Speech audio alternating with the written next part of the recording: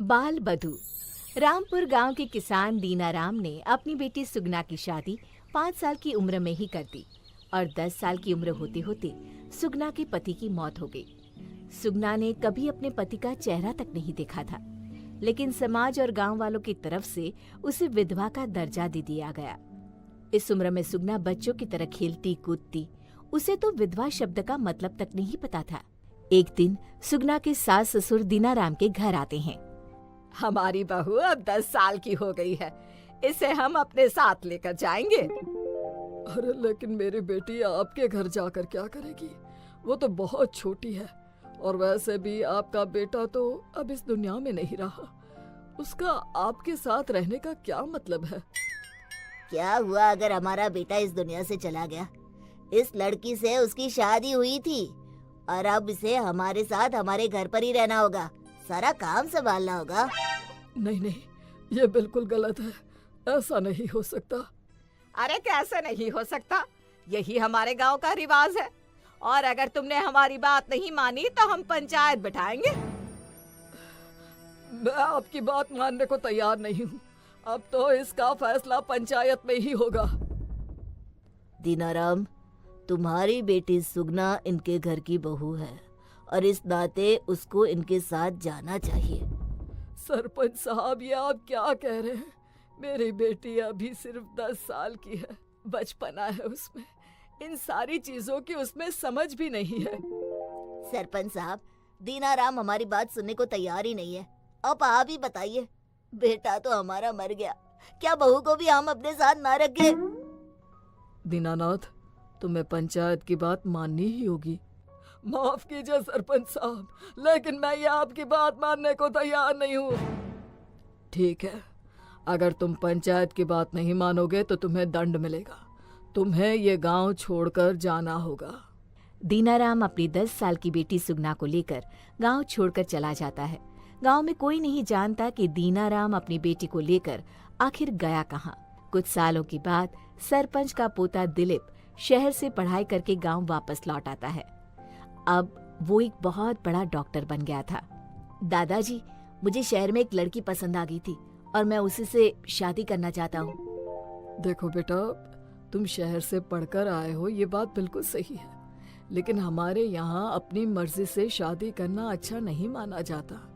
यह हमारे गांव के कानून के खिलाफ है। लेकिन दादाजी, वो लड़की भी मेरी तरह बहुत बड़ी डॉक्टर है। इतनी कम उम्र में उसने बहुत पैसा और नाम कमाया है। नहीं नहीं, चाहे वो कितनी भी बड़ी डॉक्टर हो, हमारे घर की बहू नहीं बन सकती।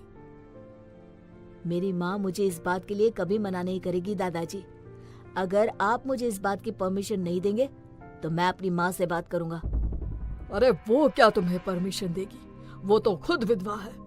उसका काम सिर्फ घर में काम करना है, इससे ज्यादा कुछ नहीं। घर के सारे फैसले मैं ही लेता हूँ। दिलीप अपनी माँ जमुना के पास जाता है। माँ, मैं एक लड़की को बहुत पसंद करता हूँ और उससे शादी करना चाहता हूँ। आप मेरी मदद कर दो ना।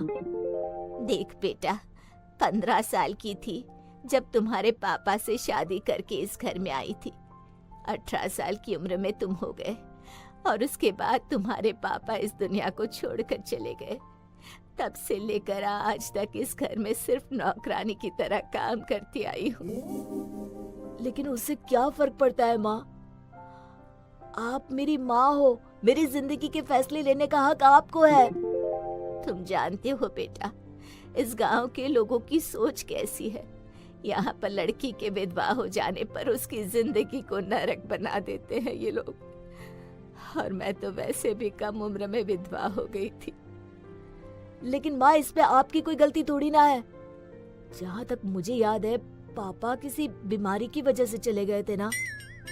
लेकिन तुम्हारे दादाजी और पूरा गांव तुम्हारे पापा की मौत की वजह मुझे समझते हैं।